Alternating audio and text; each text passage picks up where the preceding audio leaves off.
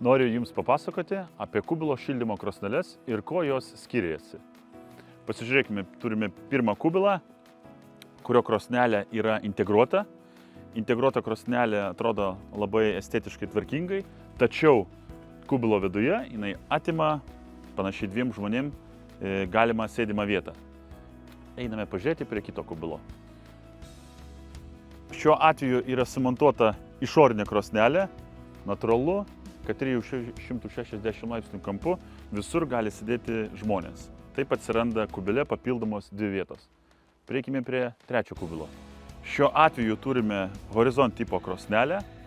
Tai reiškia, kad kubilas telpa po sėdimom vietom ir tai yra labai didelis pliusas, kadangi kubile yra 360 laipsnių kampu visur sėdimos vietos, bet taipogi krosnelė estetiškai labai gražiai įsikomponuoja kubilo išorėje.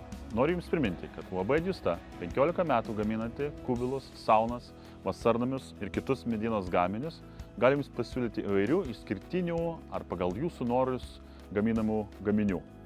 Daugiau informacijos galite rasti užėję į mūsų internetinę svetainę www.edjusta.eu.